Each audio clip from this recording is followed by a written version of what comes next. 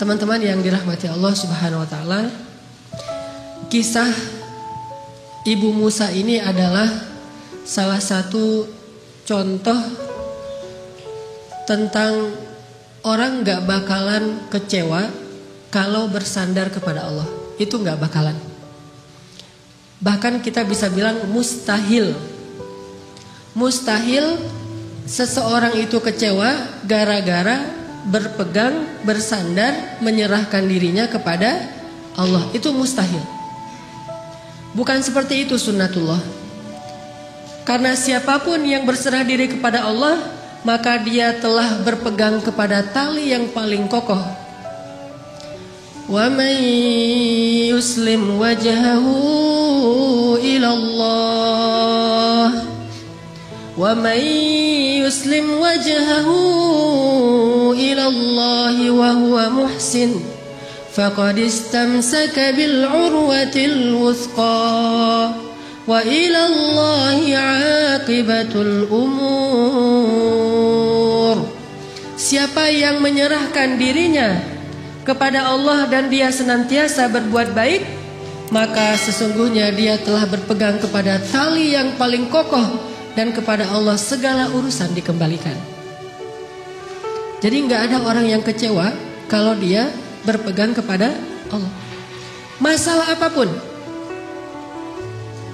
masalah rezeki, masalah jodoh,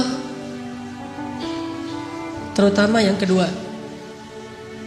Kalau kita bergantung kepada Allah dalam urusan jodoh, maka insya Allah kita gak akan kecewa.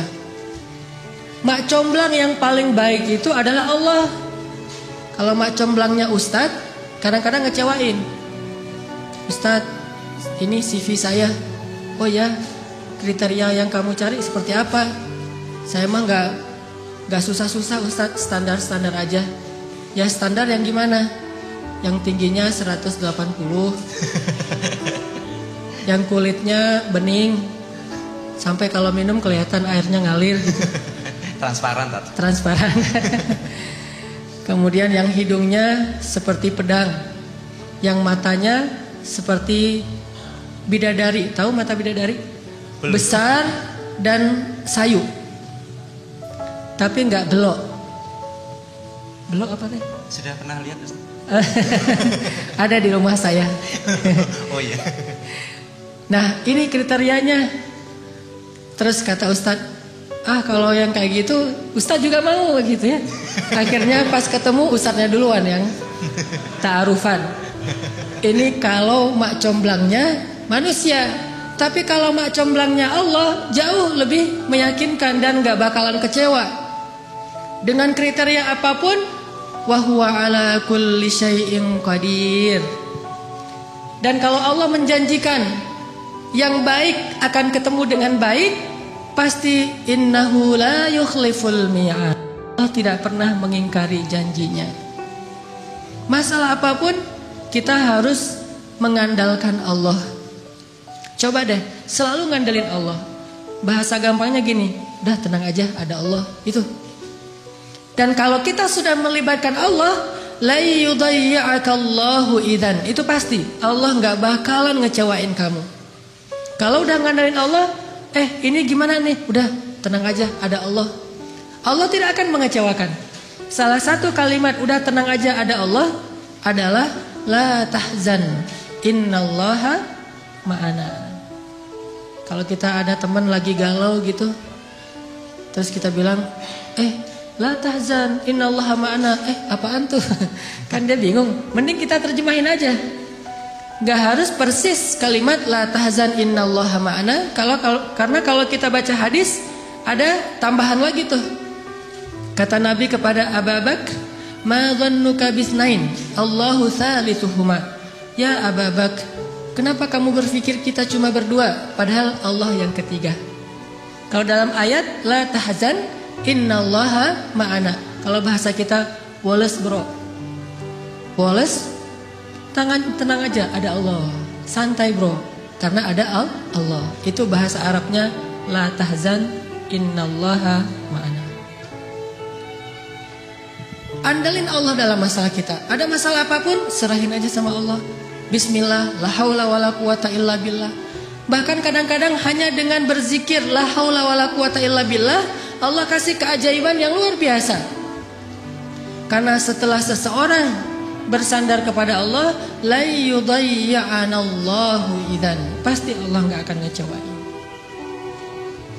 Coba teman-teman bayangin, Nabi itu udah ikhtiar habis-habisan. Ketika beliau mau hijrah ke Madinah, beliau tidak langsung menuju ke arah Madinah, tetapi malah menuju ke arah yang berlawanan dengan kota Madinah untuk menghindari pengejaran dari orang-orang kafir Quraisy. Yang kemudian beliau menginap beberapa malam di dalam gua Thur. Sebetulnya kalau mau disebut lebih pantas bukan gua, tetapi lubang, karena kecil sekali. Dan kemudian beliau meminta tolong kepada keluarga Abu Bakar untuk membawakan makanan setiap hari, yang waktu itu dibawa oleh Asma bintu Abi Bakr yang sedang hamil 7 bulan. Naik turun gunung untuk bawa makanan kepada Rasulullah. Kemudian anak laki-laki Abu Bakar menghilangkan jejak dan mencari berita. Ikhtiar yang udah maksimal.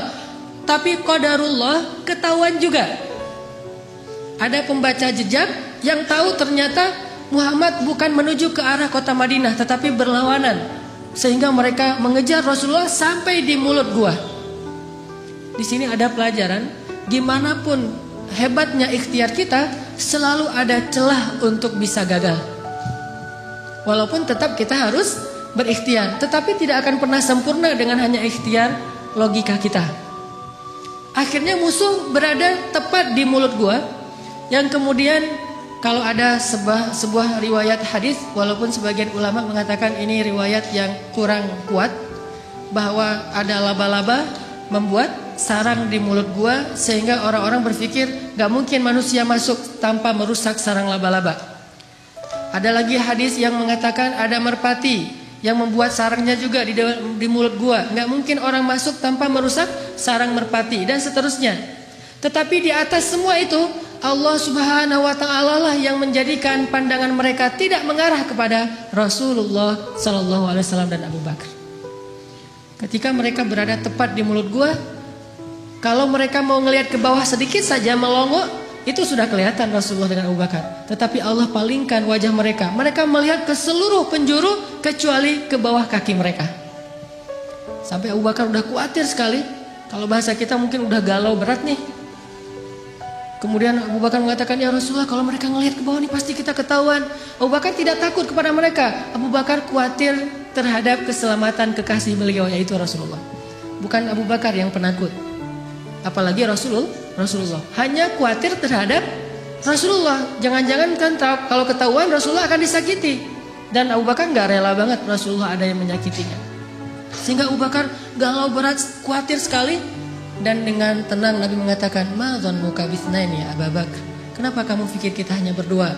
Allahu tsalitsuhuma, la tahzan, innallaha ma'ana. Dengan kalimat itu akhirnya musuh tidak melihat ke arah mereka, dan Allah berikan keselamatan bagi mereka. Ini kalau kita bersandar kepada Allah. Setelah selesai Rasulullah dan Abu Bakar menginap beberapa malam di Gua Thur, lalu melanjutkan perjalanan ke kota Madinah, ternyata pengejaran terhadap Rasulullah itu belum selesai, belum berhenti. Muncullah seorang pembaca jejak baru namanya Suraqah bin Malik.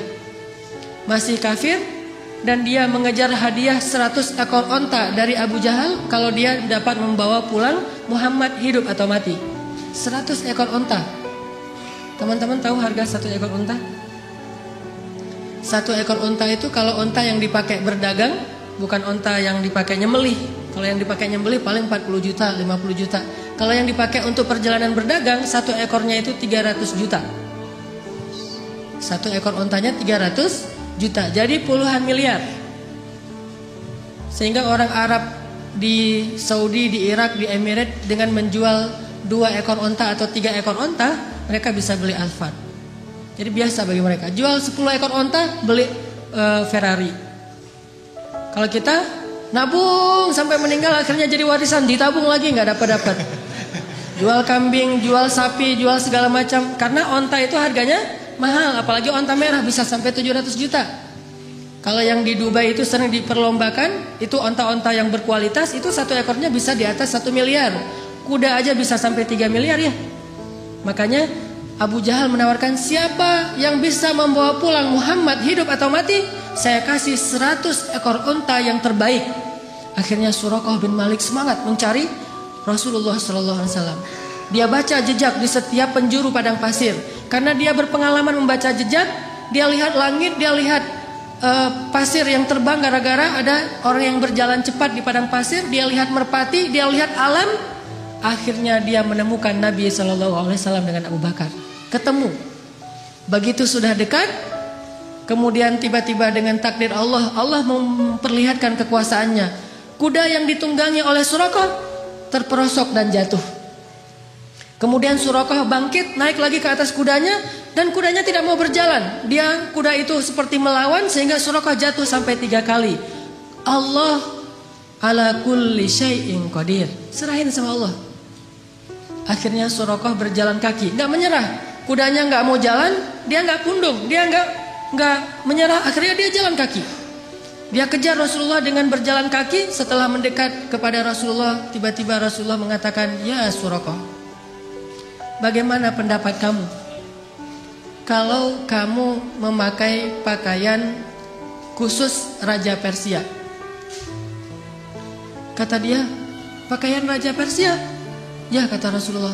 Mau, kata Suraqah. Kata Rasulullah, kalau begitu halaulah orang-orang yang ingin mengejar kami. Kelak kamu akan memakai pakaian Persia, Raja Persia.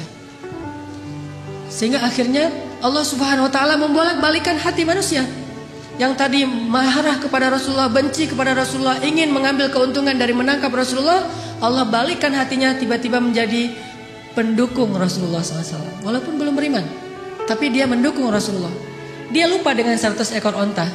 Coba bayangkan secara logis, 100 ekor unta itu sudah jelas. Yang menawarkannya Abu Jahal, orang paling kaya di Mekah. Sedangkan pakaian Persia yang nawarinya seorang laki-laki yang bahkan dari kampung halamannya aja terusir. Dan bagaimana dia akan berikan jubahnya Raja Persia kecuali dengan cara menaklukkan negeri Persia. Dan bagaimana dia akan menaklukkan Persia sedangkan di rumahnya aja, di kampungnya aja dia dalam keadaan lemah dan terusir. Ini kan gak logis. Kok bisa Suraqah percaya sama Muhammad yang dalam keadaan terusir, memberi janji yang aneh, tapi dia meninggalkan janji-janji Abu Jahal 100 ekor unta yang paling realistis.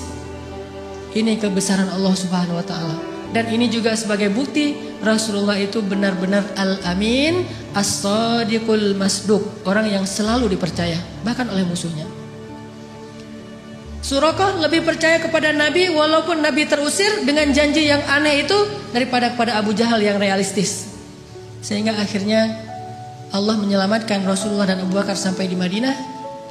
Selang beberapa tahun setelah Nabi SAW wafat, pada masa kekhalifahan Umar bin Khattab, akhirnya Islam berhasil membebaskan Persia dan menaklukkan kerajaan-kerajaan yang zalim di sana.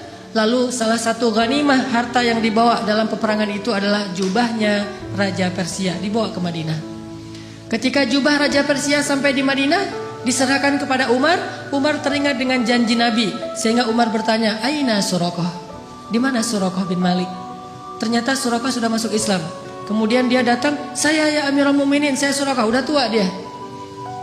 Kata Umar, ya Suraqah, masih ingat dengan janji Rasulullah kepadamu? Suraqah bingung, janji yang mana? Dia udah lupa dengan janji Nabi.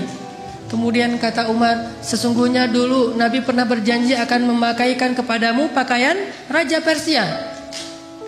Oh ya, saya masih ingat waktu itu Nabi berjanji demikian.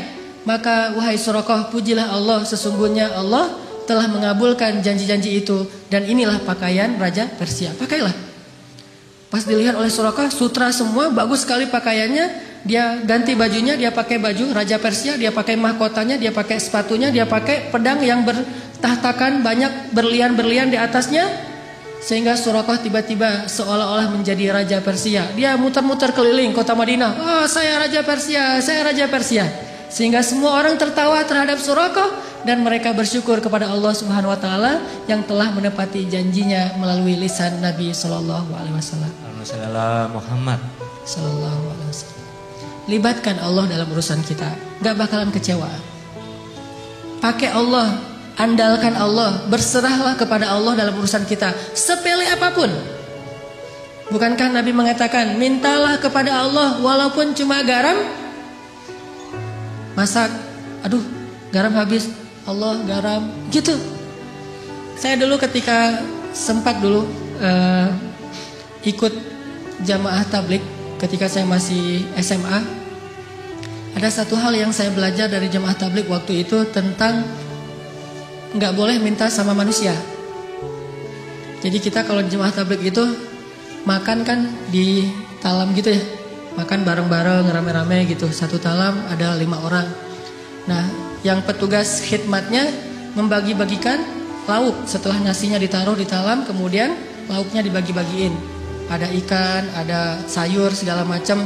Setelah selesai dibagi-bagikan, karena mungkin jumlah pesertanya banyak, lauknya sedikit, akhirnya dibaginya sedikit-sedikit. Pas kita lagi makan, ikannya habis, maka kalau pengen minta tambahan ikan, gak boleh minta kepada petugas, mintanya ke Allah. Jadi itu SOP di jamaah tablik yang dulu saya pernah ngalamin. Kalau ada masalah mintanya ke Allah. Jadi kalau kita kurang lauk, Allah, ikan ya Allah. Akhirnya dia dengar, oh ikan datang, Masya Allah, Allah datangkan ikan gitu. Walaupun agak lucu, tetapi sebetulnya ini mengajari tentang berharap kepada Allah. Memang lucu sih awalnya, tapi lama-lama benar-benar kerasa di hati. Begitu kurang sedikit, Allah, ini sayurnya kurang sedikit ya Allah, maaf ya Allah. Akhirnya datang sayur, Masya Allah, Alhamdulillah gitu. Sampai ada teman yang lagi masak, dan dia emang chef yang udah hijrah, kemudian ikut kayak jamaah tabligh gitu. Masakannya enak. Teman-teman yang lain nanya, ini cara masaknya gimana kok enak banget? Oh gampang masaknya. Gimana? Siapkan sayur segala macam, udah gitu masukkan ke dalam air. Setelah itu beri garam sedikit, kemudian minta kepada Allah, ya Allah kasih enak ya Allah. Nanti Allah kasih enak. Ternyata tipsnya adalah minta kepada Allah. Walaupun dia mungkin punya bumbu rahasia, tapi dia nggak mau bicara tentang asbab. Dia mau bicara tentang hakikat.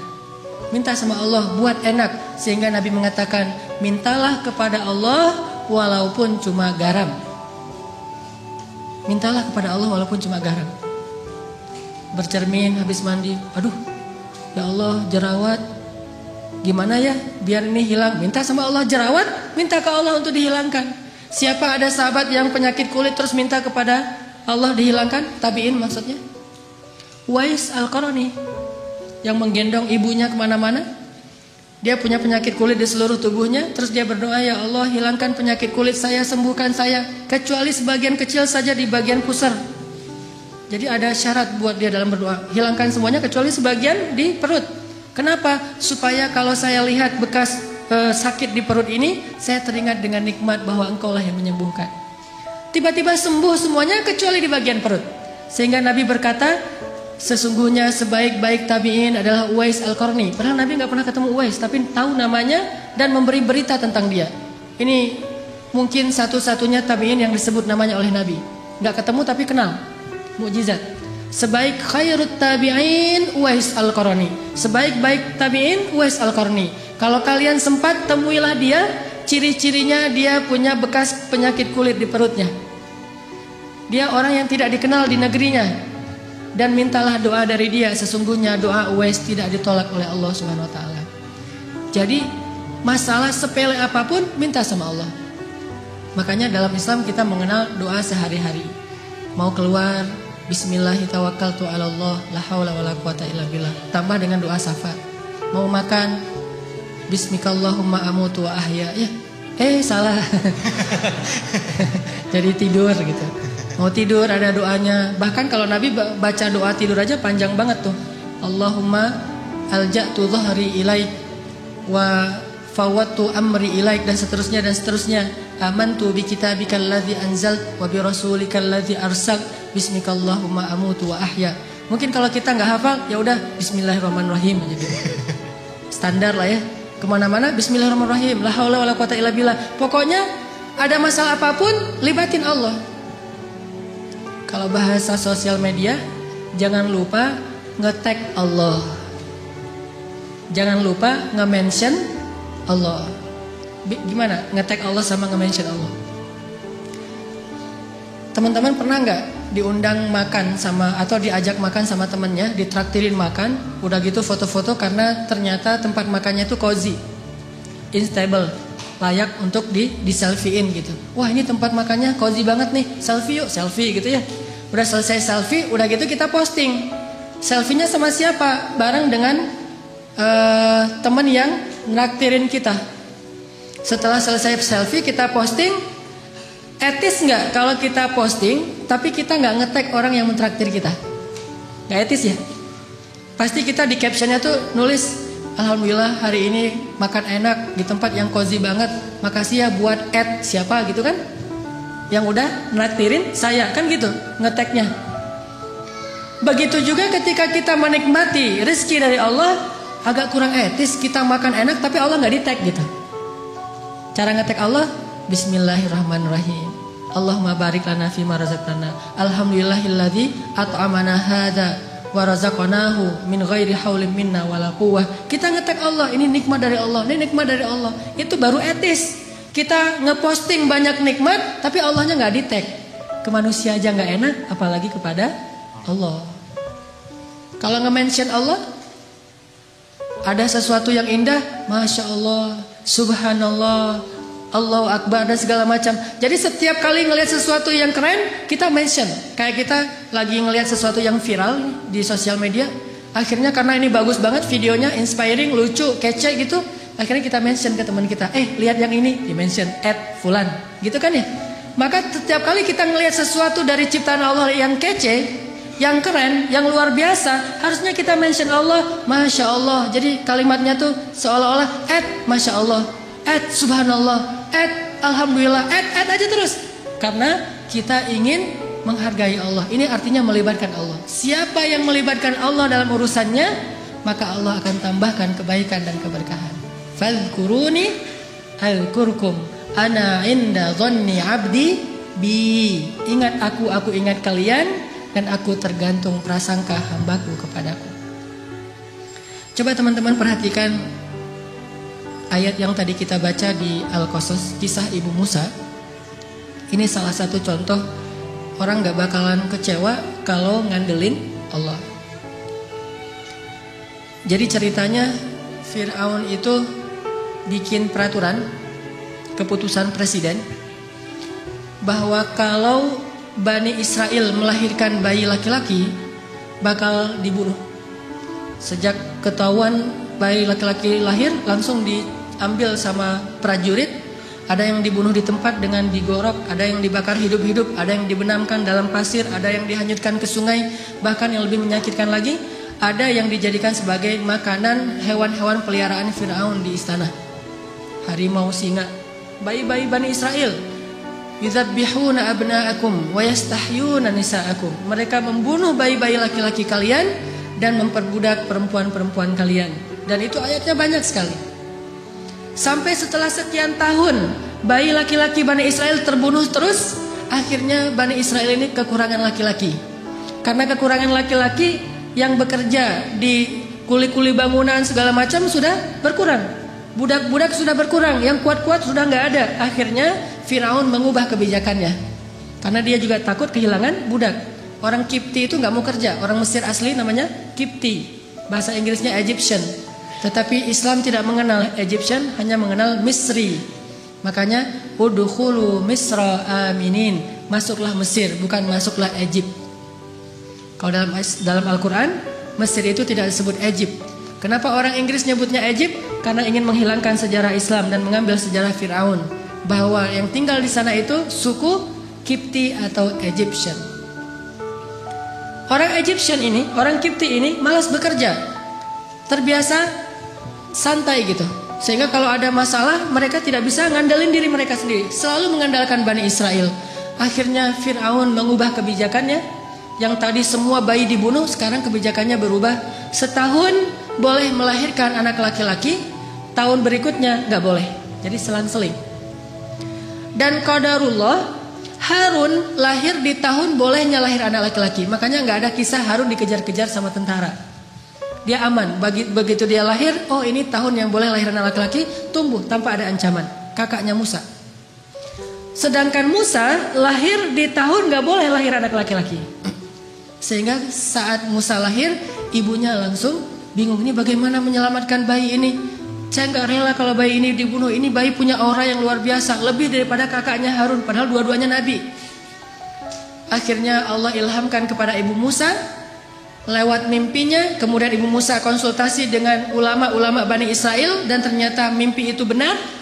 Dia disuruh menghanyutkan Musa ke sungai Nil. Ini tidak logis, tetapi tidak butuh logis kalau yang menyuruhnya Allah Subhanahu Wa Taala. Gak harus logis kalau yang menyuruhnya Allah, karena logika atau hukum ilmiah itu adalah ciptaan Allah. Allah bisa melakukan sesuatu dengan hukum ilmiah, atau tidak dengan hukum ilmiah, atau bahkan bertentangan dengan hukum ilmiah. Seorang lahir tanpa ayah, tanpa ibu, Adam. Atau tanpa ayah hanya punya ibu, Isa. Atau bahkan seekor onta lahir bukan dari induknya tapi dari batu, untanya Nabi Shalih. Allah bisa melakukan sesuatu sesuai dengan hukum ilmiah, bertentangan dengan hukum ilmiah, atau tidak seperti hukum ilmiah. La haula wala quwata illa billah. Sehingga akhirnya setelah diyakinkan oleh banyak ulama, banyak kiai-kiai Bani Israel, Bu, hanyutkan bayinya ke sungai Nil, serahkan sama Allah, udah biarin aja Allah yang ngurus. Tapi nanti kalau hanyut gimana? Nanti kalau dimakan kuda Nil gimana? Nanti kalau sampai ke Sudan, kan Nil itu panjang ya, melintasi dua negara, Mesir dan Sudan. Tapi kemudian diingatkan lagi, Allah tidak akan mengecewakan. Bukankah Allah mengatakan, kami pasti akan mengembalikannya kepadamu wahai ibu Musa? Maka la tahzani, jangan khawatir wahai ibu Musa. Udah gak usah khawatir. La takhafi wa la tahzani, jangan takut, jangan sedih. Jadi kalau kita udah benar-benar bersandar sama Allah, hilang rasa takut yang berlebihan, galau yang berlebihan itu hilang. Jadi orangnya santai, udah tenang aja ada Allah. Akhirnya ibu Musa menghanyutkan bayinya ke sungai Nil dengan sebuah tabut kayak keranjang gitu. Dan Allah punya skenario yang sangat unik. Yang tadi dihanyutkan ke sungai Nil menghindar dari Fir'aun, ternyata justru Allah membelokkan keranjang itu masuk ke sebuah selokan yang membawanya ke arus tempat pemandian keluarga Fir'aun. Jadi dihindarkan dari Fir'aun, malah didatangkan kepada Fir'aun. Ini unik skenario Allah. Makanya gak harus logis untuk taat. Taat aja, ntar Allah memberikan kita pemahaman. Logika manusia butuh waktu untuk memahami maksud Allah. Al-Quran aja dibuktikan secara ilmiah kadang-kadang setelah 1000 tahun. Marajal bahraini yaltaqiyan bainahuma barzakhul la yabghiyan. Mungkin para sahabat dulu bingung, mana ada dua laut yang bertemu tapi tidak bercampur. Apakah gara-gara belum bisa difahami, belum logis lantas dibantah? Logika kita itu loadingnya lambat. Butuh waktu 1000 tahun hanya untuk membuktikan kebenaran satu ayat. Coba kalau belum terbukti kita nggak beriman, butuh 1000 tahun. Usia kita cuma 60 tahun. Maka katakan saja sami'na wa ata'na, serahin sama Allah. Allahu a'lam, wallahu ya'lamu wa antum la ta'lamun. Allah tahu, kalian nggak tahu. Malah masuk ke dalam selokan yang membawa Musa kepada keluarga Firaun. Ditemukan sama dayang-dayang. Pas dibuka kotaknya ternyata ada bayi yang sehat, yang luar biasa auranya. Semua orang yang lihat pasti jatuh hati kepada bayi ini. Dibawa masuk ke istana, diserahkan kepada istri Firaun. Langsung istri Firaun jatuh hati. Dan qadarullah, waktu itu istri Firaun belum punya anak, sehingga sangat menginginkan anak laki-laki. Dan ini yang paling keren nih. Apa kata istri Firaun? Qurratu ainin li walak. Anak ini menyejukkan hati saya dan hatimu wahai Firaun. Apa kata Firaun? Laki la liya. Menyejukkan hatimu, hati saya tidak, kata Firaun. Dari sejak awal juga mereka udah musuhan. Musa juga ngelihat Firaun. Lihat aja. Dari bayi. Cerdas ini bayi. Jadi dari bayi juga udah tahu, oh ini bakalan musuh saya. Dan itu sahih beritanya. Apa sahihnya? Sampai suatu malam ketika Asia gendongin Musa Musa ngeklek gitu ya, ketawa sama Asia, sama istri Firaun, ibu angkatnya. Sedangkan Firaun dari kejauhan dia aja nggak mau dekat-dekat. Karena Firaun tahu bahwa ini bayi Bani Israel yang dilempar ke sungai Nil gara-gara takut dibunuh. Dia nggak rela. Cuman karena dia terlalu sayang sama istrinya yang cantik dan tidak punya anak, dia sabar. Nanti kalau udah gede bakalan dibunuh. Itu rencana Firaun. Sehingga akhirnya Asia bilang kepada Firaun, ya Azizi, itu panggilan Firaun dari istrinya. Wahai suamiku tercinta, ya Azizi, coba kamu gendong bayi ini, dia lucu loh. Kamu selama ini mungkin belum pernah coba aja, coba gitu. Diantarkan kepada Firaun, kata Firaun, moh gitu ya. Bahasa Arabnya moh. Enggak gitu. Enggak, kamu coba aja. Akhirnya karena dipaksa sama istrinya, dia pegang sama Firaun. Begitu dipegang, Musa yang tadi ngeklek, ketawa, tiba-tiba cemberut. Tadi ini orang wajah Firaun gitu kan, musuh saya. Langsung berubah wajahnya Musa, sehingga Firaun nanya pada Asia, ya Asia ini kenapa dia tiba-tiba kok cemberut sama saya? Kata Asia, mungkin kalian belum terlalu dekat, coba kamu dekap lagi. Kan ini baru pertama digendong. Oh gitu, didekapin. Pas udah didekapin agak dekat ke wajahnya Firaun, Musa mengambil janggut Firaun, ditarik sampai copot janggutnya tercabut janggutnya Firaun. Orang zaman dulu raja-raja kan janggut Firaun tuh panjang yang terbentuk gitu kan ya, yang kayak kotak gitu. Itu ditarik sama Musa, banyak dari janggut-janggut Firaun itu sampai tercabut, rontok dan mengeluarkan darah, sehingga Musa dilempar oleh Firaun karena Firaun marah pada Musa. Dari kecil juga mereka udah musuhan. Dan Musa itu dari kecil juga lebih daripada Hercules, udah punya kekuatan. Nabi paling kuat tuh Musa. Pas dilempar, akhirnya Asia sedih mengambil bayinya, didekap, Musa nangis seperti bayi biasanya. Firaun mengatakan, besok akan saya bunuh nih bayi. Ternyata dia benar nih, seperti dalam mimpi saya. Anak ini yang sepertinya akan mengganggu kekuasaan saya. Besok harus saya bunuh. Kata Asia, jangan, dia kekasih saya, jangan segala macam. Sekarang Firaun sudah murka. Akhirnya diumumkanlah ke seantero Mesir bahwa besok dia akan membakar hidup-hidup seorang bayi Bani Israel di depan orang banyak sebagai pelajaran. Terkumpullah orang di lapangan besar di depan istana. Pada subuh hari itu Allah memberi ilham kepada Asia sebuah ide. Begini cara Allah menolong hambanya. Ketika mau dibunuh oleh Firaun, Asia bilang gini, wahai Azizi, saya ingin sebelum engkau menyakiti anak ini, kita buktikan dulu kejadian semalam itu murni karena memang dia sadar atau karena dia gak ngerti, anak kecil. Kalau dia nggak ngerti, maafkanlah dia, namanya juga anak kecil. Tapi kalau dia sadar karena emang dia seperti mimpimu, maka silahkan kamu bunuh. Gimana cara ngebuktiinnya? Kata Asia, letakkan bayi ini di tengah, terus di sebelahnya ada bara api, sebelah lagi ada roti dan madu. Bayi ini sudah bisa merangkak. Kalau dia menuju kepada bara api dan memakan bara api itu, berarti dia bayi yang nggak tahu apa-apa. Maafkanlah dia. Tapi kalau dia menuju ke madu dan roti, berarti dia bayi yang sudah mengerti. Silahkan kamu bunuh dia. Ini mengambil resiko. Dan ini hanya satu-satunya cara terakhir untuk menyelamatkan Musa. Karena difikir oleh Firaun logis juga, ya sudah, kita coba taruh Musa di tengah, bara api di sebelahnya, kemudian roti di sebelahnya. Musa bangkit dari duduknya, tiba-tiba menuju kepada bara api, diambil dengan tangannya, dimakan oleh Musa. Lalu dia menangis. Sejak saat itu cacatlah lidah Musa. Baru sembuh pas nanti mau berdakwah dan berdoa, Rabbi syrah li sadri wa yassir li amri wahlul 'uqdatam min lisani. Ya Allah, sembuhkanlah kekeluhan di lidah saya. Itu keluh gara-gara waktu bayi makan bara api. Tapi gara-gara makan bara api, akhirnya Firaun sadar, nih bayi emang gak ngerti apa-apa. Salah dia menarik janggut saya itu karena emang dia gak ngerti. Akhirnya dibebaskan dan Musa bisa tinggal dan selamat. Begitu cara Allah menyelamatkan. Kita balik lagi ke adegan tadi. Ditemukan oleh Asia. Hari pertama ditemukan, Musa nangis di istana karena haus. Udah dari sejak tadi belum minum ASI. Karena haus, akhirnya istana membuat semacam audisi menyusui. Jadi kalau di kita ada audisi Got Talent dalam segala macam, ini Got Talent menyusui. Hadiahnya berkeping-keping uang emas. Siapa yang bisa menyusui bayi istana akan diberikan harta yang sangat banyak. Sehingga banyak ibu-ibu yang ikut audisi, pengen mendapatkan golden ticket.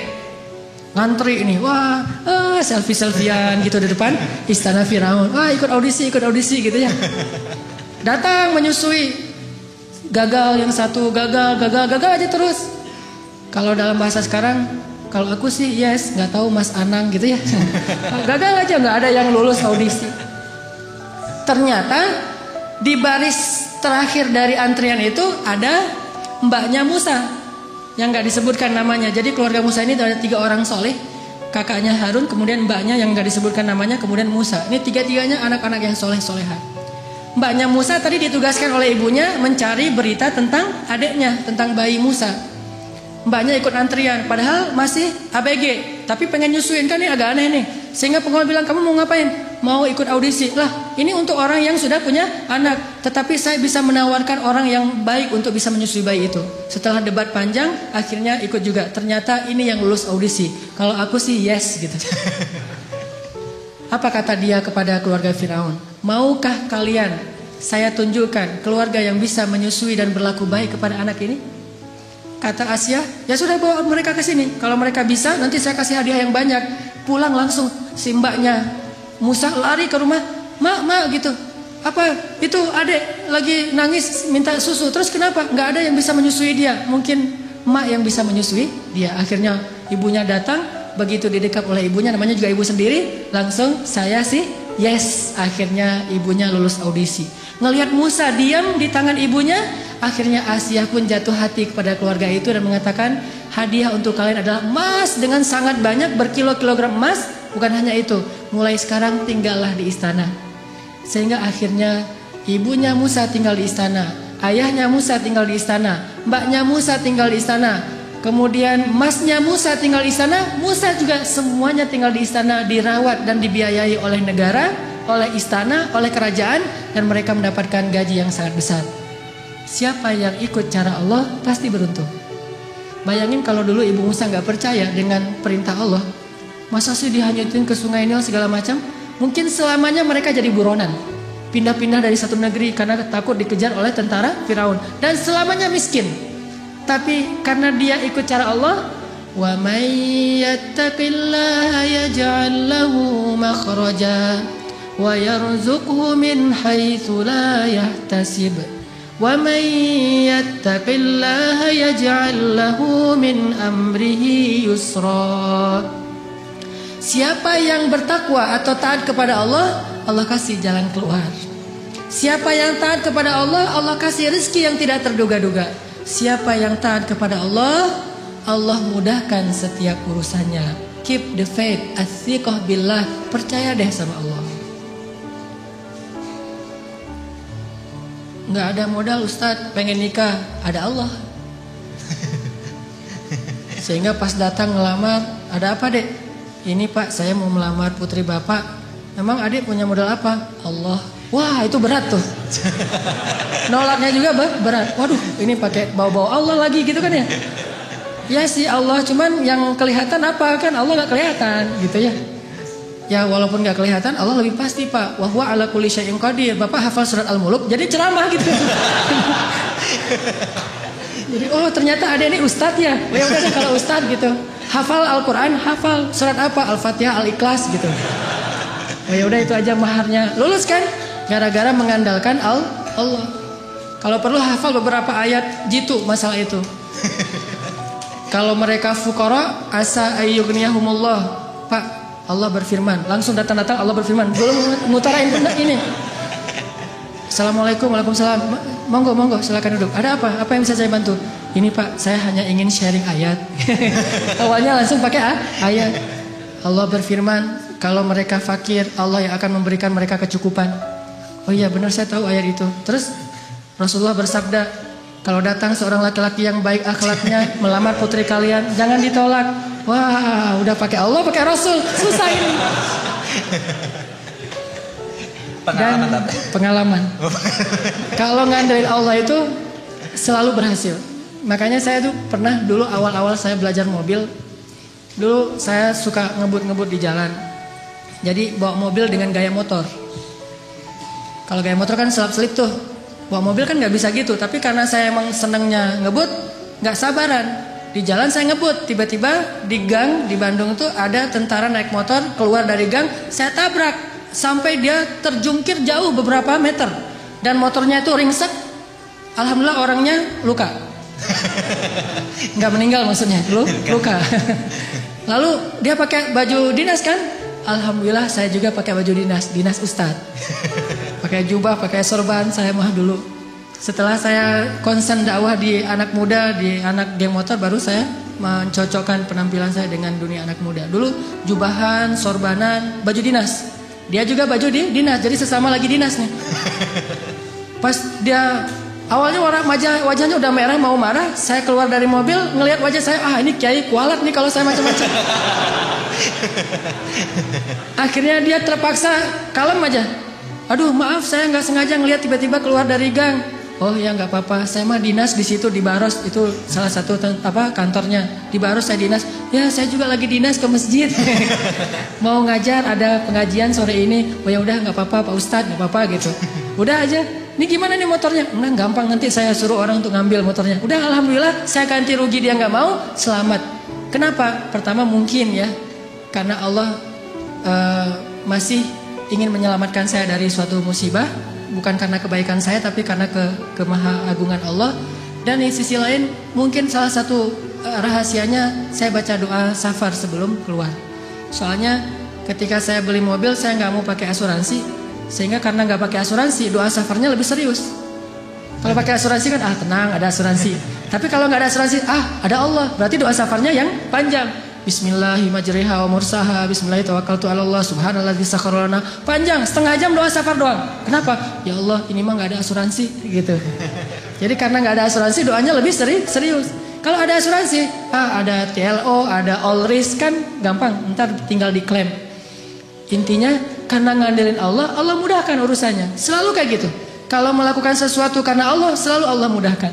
Tapi kalau kita tidak melibatkan Allah, bara'atum minallah, Allah berlepas tangan. Dan kalau Allah berlepas tangan, siapa lagi yang bisa memudahkan selain Allah Subhanahu wa taala? Libatkan Allah.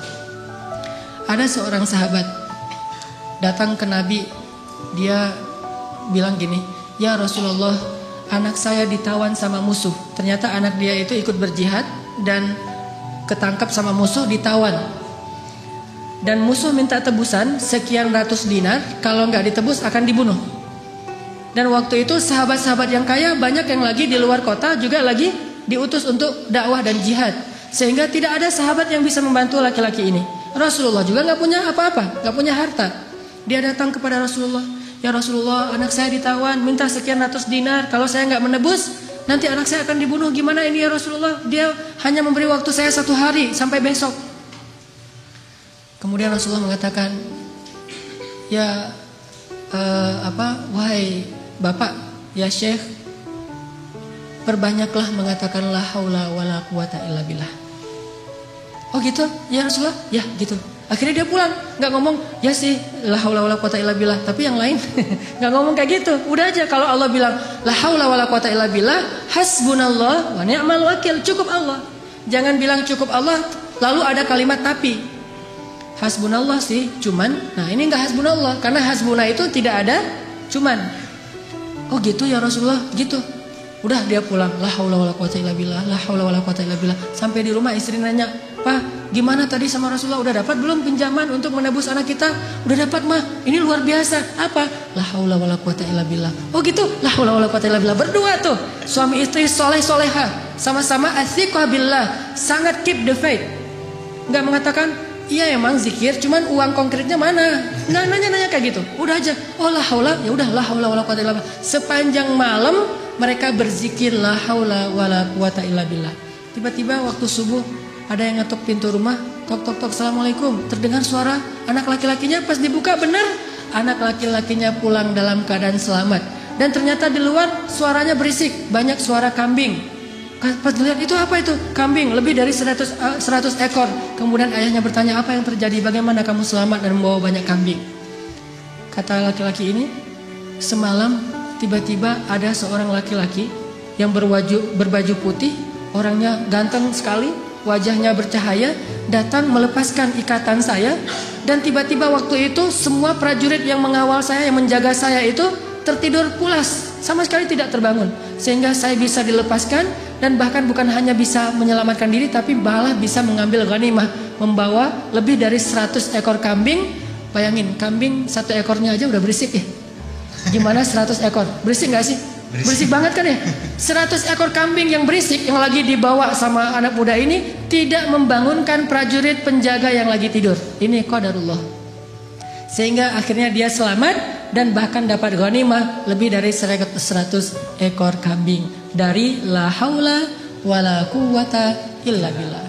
Bukan berarti nggak ikhtiar. Kalau ikhtiar kita udah mentok, udah maksimal, jangan menyerah, jangan berhenti, karena selalu ada harapan di sisi Allah Subhanahu wa taala. Tidak pernah selesai kalau kita berserah diri kepada Allah. Selalu ada harapan. Ada lagi kisah di zaman Nabi Musa. Suatu hari Nabi Musa nanya kepada Allah. Kan Nabi Musa ini julukannya, panggilannya Kalimullah, orang yang bisa ngomong langsung kepada Allah. Jadi kalau ada butuh apa-apa Nabi Musa mah tinggal miss call Allah. Ya Allah, langsung Allah ngangkat. Ada apa Musa gitu. Kayak kita telepon gitu ya. Nggak bisa ngelihat langsung tapi bisa telepon langsung. Begitu Nabi Musa calling, langsung Allah, ada apa Musa? Gini ya Allah, saya pengen nanya. Jadi Musa sering ngobrol sama Allah. Nanya apa? Saya pengen tahu di antara umat saya itu siapa yang paling rendah kedudukannya di matamu? Yang paling levelnya paling rendah. Kata Allah, itu tuh laki-laki seorang kakek yang buta, yang dia itu masbuknya istiqomah banget dalam sholat. Paling istiqomah dalam masbuk. Gak pernah dia sholatnya tepat waktu, pasti masbuk. Ini orang yang paling istiqomah di zaman Musa. Istiqomah dalam kemasbukan. Asal ada sholat, dia pasti paling belakang, datangnya menjelang salam. Jadi kalau ada yang taruh sendal paling belakang itu pasti dia. Kalau ada salam yang kemudian nanti berdiri lagi, pasti dia. Orang yang selalu masbuk. Orang tua buta. Oh, itu orang yang paling rendah. Nabi Musa nyari. Mana? Oh, si kakek itu. Yang paling rendah nilainya di mata Allah. Setiap hari dilihat dia masbuk sampai suatu hari ketika selesai sholat orang itu udah nggak ada. Nabi Musa telepon Allah. Allah, Musa ada apa? Itu si kakek kemana? Kok nggak datang? Kata Allah, dia sudah meninggal dan sekarang ada di dalam surga. Nabi Musa heran, ya Allah, gimana ceritanya tuh kakek yang nilainya paling rendah, yang gak ada apa-apanya, yang masbuk sejati, tiba-tiba masuk surga sejak dia meninggal. Apa yang terjadi ya Allah? Allah bilang, ya Musa, suatu hari ketika kakek ini keluar dari masjid, dari tempat ibadah, dia jalan kemudian kesesat gara-gara dia buta, sampai di sebuah tanah yang lapang. Dia menemui seorang laki-laki, kemudian dia bertanya, saya ada di mana sekarang? Laki-laki itu mengatakan, ini kamu sedang berada di tanah lapang, di sebuah lapangan, di sebuah alun-alun. Kemudian kakek ini mengatakan, tidak, sesungguhnya rahmat Allah lebih luas daripada segalanya. Kamu berada di tanah yang luas? Kata dia, tidak, rahmat Allah yang lebih luas. Hanya karena itu, kemudian Allah mengatakan, wahai Musa, sesungguhnya rahmatku mendahului kemarahanku. Sehingga dia masuk surga hanya dengan kalimat, sesungguhnya rahmat Allah lebih luas. Makanya kalau kita nge-tag Allah, nge-mention Allah, libatkan Allah dalam urusan kita, selalu beruntung. Bayangin sekedar mengatakan subhanallahi wa bihamdi subhanallahil azim, langsung Allah sediakan pohon-pohon kurma yang sangat banyak di dalam surga. Begitu kita baca la haula wala quwata illa billah, Allah sediakan kunuz, harta yang ditaruh di dalam sebuah box yang sangat besar, disimpan di bawah arasy Allah Subhanahu wa taala. Mudah sekali. Karena kalau kita melibatkan Allah, yuridullahu bikumul yusra wa la yuridu bikumul usra. Salah kalau orang bilang, aduh gak usah bawa-bawa Allah lah, jadi susah. Enggak. Justru kalau kita bawa-bawa Allah jadi mudah. Karena Allah itu pada dasarnya pengen memudahkan kita, enggak pengen nyusahin kita. Yuridullahu bikumul yusra wa la yuridu bikumul usra. La yukallifullahu nafsan illa wus'aha. Sampai ketika turun ayat ittaqullaha haqqa tuqatih, bertakwalah kepada Allah sebenar-benar takwa. Para sahabat kemudian ngeluh, ya Rasulullah, kami gak sanggup kalau sebenar-benar takwa. Terus gimana? Turun lagi ayat di surat At-Taghabun, fattaqullaha mastata'tum. Kalau gak bisa sebenar-benar takwa, ya udah bertakwa semampu kalian aja. Coba lihat. Allah memudahkan urusan hambanya. Sehingga kalau kita melibatkan Allah, maka insya Allah Allah akan memudahkan urusan kita. Kisah lagi, mungkin ada 2 atau 3 kisah lagi. Bukti bahwa kalau kita melibatkan Allah itu mudah. Ada seorang nenek di zaman Nabi Musa, sudah menikah sekian puluh tahun belum dikaruniai anak. Datang kepada Nabi Musa, "Ya Nabi Allah, ada apa nek? Saya mau minta tolong. Ya, saya itu udah nikah sekian tahun tapi belum dikaruniai anak. Sedangkan engkau bisa bicara langsung dengan Allah. Boleh nggak saya minta tolong? Minta dong ke Allah, ya Allah beri saya 1 orang anak saja." "Oh baik nek, nggih," gitu kata Nabi Musa. Telepon, "Ya Allah." Allah bilang, "Ada apa Musa?" "Ini nih, ada nenek-nenek minta diberikan anak 1 orang aja katanya, karena dia tidak punya keturunan." Apa kata Allah? "Ya Musa, bilang kepada nenek itu bahwa takdirnya dia tidak akan punya anak. Itu sudah takdir." Kemudian Nabi Musa bilang, "Nek, sabar ya." Kata Allah, "Oh ya, udah ada jawaban dari Allah, udah ada. Gimana jawabannya?" "Takdir nenek mah gak akan punya anak." "Oh gitu, ya sudah, assalamualaikum." Waalaikumsalam, pulang. Sepanjang jalan sampai di rumah dia mengatakan, "Ya Rahim, ya Rahim, memang takdir saya tidak akan punya anak, tetapi engkau maha Rahim, beri saya anak ya Rahim." Jadi dia ngeyel gitu, terus saja minta sama Allah dengan bahasa yang lembut, "Ya Rahim, ya Rahim." Besok datang lagi ketemu Nabi Musa, "Assalamualaikum." "Waalaikumsalam." Nenek yang kemarin, ada apa nek?" gitu. Sama Nabi Musa masih yang kemarin gitu. "Apaan?" "Minta dong ke Allah lagi supaya dikasih anak." "Lah kan udah kemarin katanya takdirnya gak akan punya anak." "Ya siapa tahu sekarang berubah." Ini nenek nih, sikoh billah, yakin banget sama Allah. Karena gak mau ngecewain, walaupun Nabi Musa juga udah tahu takdirnya kayak gitu. Ya udah, Nabi Musa telepon lagi, "Ya Allah, ini si nenek yang kemarin." "Oh ya Musa, jawab aja yang kayak kemarin." "Oh dia gak akan punya anak." "Nek, saya bilang juga apa? Takdirnya nenek gak akan punya anak. Udah bersabar aja." "Oh gitu ya. Ya udah, assalamualaikum." "Waalaikumsalam." "Ya Rahim, ya Rahim." Terus aja gitu. Datang lagi nenek yang sama, "Nek, sama jawabannya." Belum ngomong juga udah dikasih tahu aja jawaban. Tapi kata nenek, "Coba minta lagi, mudah-mudahan Allah udah mau ngasih sekarang." "Ya Allah, nenek yang kemarin datang lagi, wahai Musa, takdirnya gak akan punya anak." "Nek, memang udah takdirnya kayak gitu. Sabar aja." "Gimana tuh caranya nek? Udah takdir Allah gak akan bisa dirubah." "Oh gitu, ya Rahim, ya Rahim." Pulang terus. Setelah sekian lama gak datang-datang. Setelah beberapa bulan akhirnya dia datang bawa bayi. Gendong bayi datang ke Nabi Musa. "Assalamualaikum," gitu. "Oh waalaikumsalam. Nenek yang dulu." "Ya, terus itu siapa?" "Anak. Anak siapa?" "Anak saya." "Hah? Ya Allah, ini ceritanya gimana nih? Kok bisa nih nenek punya anak?" Nabi Musa nelpon Allah. "Gimana nih ceritanya nenek yang takdirnya gak bakalan punya anak tiba-tiba bawa bayi?" Kata Allah, "Ya Musa, setiap kali saya bilang takdirnya gak punya anak, dia bilang ya Rahim, ya Rahim. Dibilang lagi gak punya anak, dia bilang ya Rahim, ya Rahim. Wahai Musa, ketahuilah sesungguhnya rahmat saya mendahului takdir." Sehingga dengan rahmat Allah, Allah mengubah takdir nenek ini yang tadi gak punya anak jadi punya anak. Kalau kita baca hadis-hadis Nabi tentang kisah-kisah para anbiya itu luar biasa. Intinya adalah mereka selalu mengandalkan Allah dan selalu mendapatkan janji-janji yang Allah pernah janjikan kepada mereka. Gak pernah kecewa. Mungkin cerita terakhir yang sangat populer itu adalah cerita Siti Hajar. Ini bagi saya menakjubkan banget nih ceritanya. Nabi Ibrahim bawa Siti Hajar dari Palestina ke Mekah, melintasi gurun pasir hanya bertiga saja. Ibrahim, Hajar, Ismail kecil.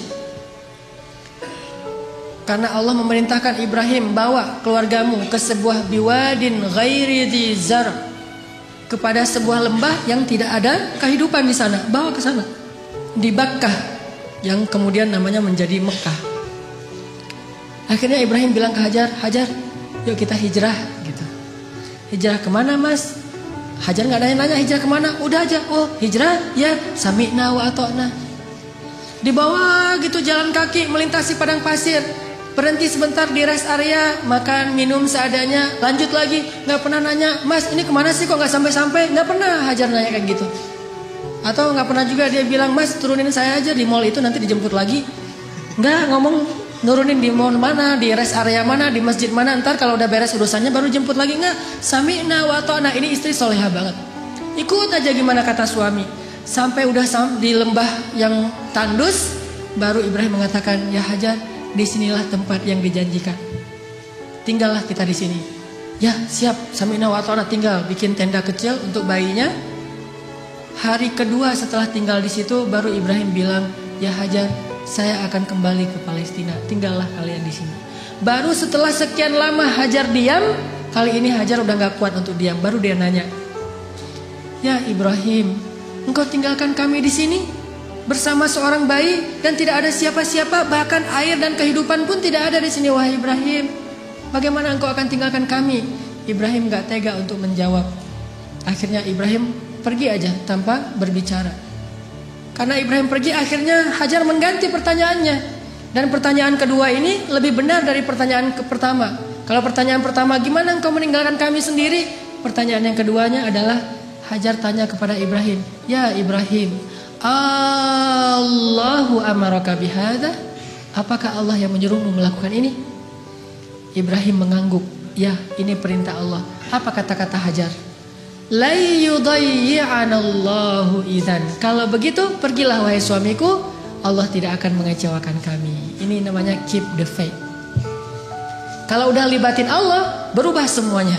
Kalau tadi khawatir, galau, sedih, takut, tapi begitu nanya Allahu amaraka bihada, yang menyuruh kamu melakukan ini wahai Ibrahim? Ya kata Ibrahim, la yudayyi'anallahu idzan. Kalau gitu pergilah wahai suamiku, Allah tidak akan mengecewakan kami. Jadi kalau ada suami pergi tiba-tiba, kemana mas? Itu pertanyaannya salah, nggak usah dijawab. Tapi kalau nanyanya, mas ini Allah yang nyuruh, ya oh pergi aja. Nggak apa-apa juga sebulan, setahun, Allah tidak akan mengecewakan kami. Kemana ternyata? Ikut taklim, ikut mungkin ada itikaf di mana. Kalau Allah yang nyuruh, maka istri akan tenang. Tapi kalau bukan Allah yang nyuruh, ini kenapa mas kok pergi, Allah yang nyuruh? Bukan, tuntutan sosial media. Ada yang lagi harus saya selesaikan, ada yang jadi selebgram, saya pengen deketin. Nah, ini baru namanya perlu khawatir. Tapi kalau Allah yang nyuruh, insya Allah aman. Pergilah wahai Ibrahim, Allah gak akan ngecewain kami. Ibrahim pergi, kemudian kita tahu adegannya. Ternyata kehabisan air, Ismail nangis-nangis, Hajar lari antara Safa dan Marwah. Allah gak mengecewakan mereka dan memberikan air yang tidak pernah berhenti mengalir sampai hari ini. Dan itu air mukjizat banget loh. Gimana mukjizat? Kalau lagi banyak jamaah haji atau umroh di Mekah, air itu tidak akan kekurangan. Setiap hari orang minum air Zam-Zam. Kalau saya lagi umroh tuh selain minum, bahkan setiap hari dibawa dalam botol aqua. Kita kalau pergi ke masjid itu bawa botol aqua kan ya, terus ngisi air Zam-Zam. Di dalam hotel kita nggak pernah minum air aqua dari hotel, selalu minum Zam-Zam yang dibawa dari masjid. Bayangin, dalam sehari 5 kali orang membawa air Zam-Zam setiap waktu sholat. Dan jumlah jamaahnya itu bisa sampai 3 juta kalau musim haji. Lalu ketika mereka pulang, mereka membawa minimal 5 liter air Zam-Zam di seluruh dunia, sebanyak 3 juta orang. Air Zam-Zam tidak mengering, keluar sebanyak-banyak yang dibutuhkan. Tapi begitu haji selesai, umrah belum dibuka, Mekah sepi. Tidak ada yang umrah kecuali orang lokal saja. Paling-paling ratusan orang, tidak sampai 1000 orang. Tapi walaupun yang datangnya sedikit, yang minumnya sedikit, air Zam-Zam tidak membanjiri kota Mekah. Ini namanya berkah. Kalau butuh banyak keluar banyak, kalau butuh sedikit keluar sedikit. Bukan pas butuh banyak airnya putus, atau pas butuh sedikit airnya jadi banjir. Soalnya biasanya keluarnya banyak. Enggak kayak gitu Zam-Zam, sangat berkah. Dan itu gara-gara kata Hajar, la yudayyi'anallahu idzan. Allah enggak bakalan ngecewain kami.